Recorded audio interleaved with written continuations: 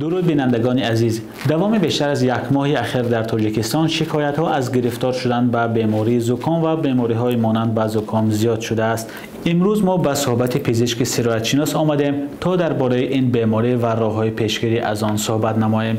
سیاره یار و تشکر که وقت جدا کردید. سوال اولی من از شما این بود که چرا این شکایت ها از گرفتار شدن به بیماری زکام در تاجیکستان یک بار زیاد شده است؟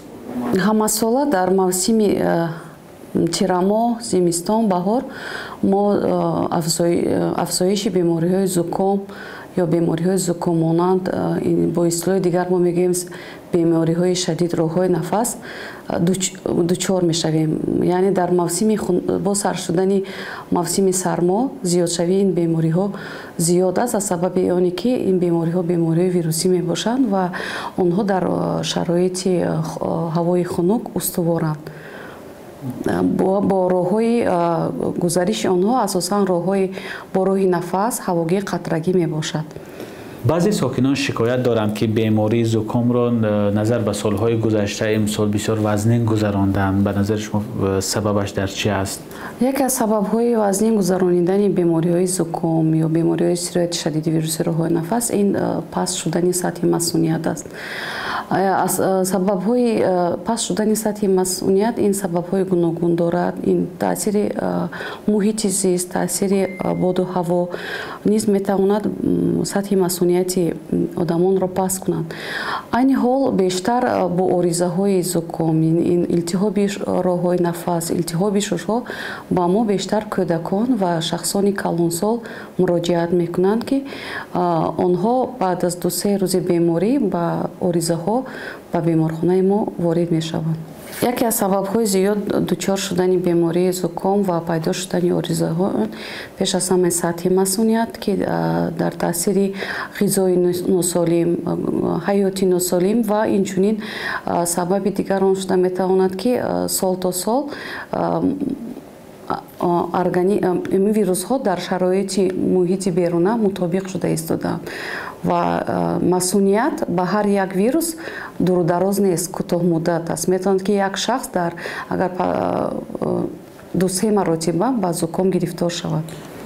خب پزشکان در چنین شرایط کدام کارها را توصیه می‌دهند؟ یعنی ساکنان برای پیشگیری از گرفتار شدن به بیماری زکام یا حداقل سبک گذراندن آن باید کدام کارها را انجام دهند؟ برای پیشگیری کردن بیماری‌های زکام، بیماری‌های سرایت شدید ویروس راه‌های نفس این پوشیدن نقاب‌های یک کارته، رعایت کردن رژه خوراک سالم، آب و تاب دادن بدن، با مشق، با ورزش رو آوردن، طرز حیاتی سالم، باز اینچنین بالان برداشتن سطح مسئولیت. این عامل‌های هستند که میتوانند ارگانیسم را آب و تاب یابند و گرفتار شدن به بیماری‌های سرایت شدید ویروس راه‌های نفس و زکام کم گردد. اینچنین در موسم زمستان در آن جاهایی که بیماری‌های زکام زیادند باید آدمان کوشش کنند که در آنجا کمتر جمع شوند. یعنی راه‌های گزارش چیزی که ما میگیم هواگیر قطرگی است، کنتاکت یا تماس را کم کنند با بیماری‌های زکام. برای که پیشگیری کنیم سری وقت دریافت کردن شخصان گرفتاری بیماری‌های زکام که با شکایت‌های سلفه خشک، بلندشوی حرارت بدن، بی‌حالی، بیمه‌داری باید آنها پیش از همه یکم به طبیب عائلوی مراجعت کنند.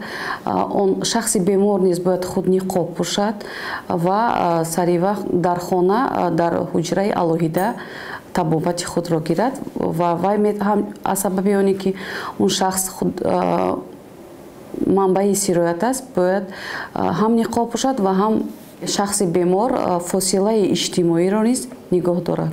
هر یک شخصی که در آنها علامت‌های بیماری، بلندشوی حرارت بدن، بی‌حالی، بیمه‌داری، شوریدن آب بینی، پیدا شدن درد سر، درد موشک‌ها، اینچنین سلفه خشک در خود مشاهده میکند، پیش از همه باید سری وقت به طبیبان عائلوی و یا طبیبان سرایت شناس منطقوی مراجعت نمایند و به خود طبابت کنی даст назананд.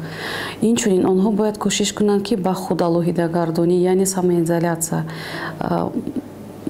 самоизоляция кунанд ва аз рафтан ба ҷойҳои ҷамъиятӣ, бозору масҷид ба меҳмонӣ худдорӣ намоянд ва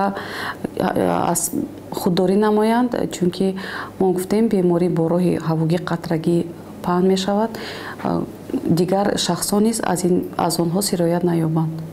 ташаккури зиёд. бинандагони азиз, ёдовар мешавем ки ҳамсоҳбати мо буданд Сайёра Ёрова, пизишки сироятшиноси беморхонаи сироятии шаҳри Душанбе. худ ва наздиконатонро эҳтиёт намоед.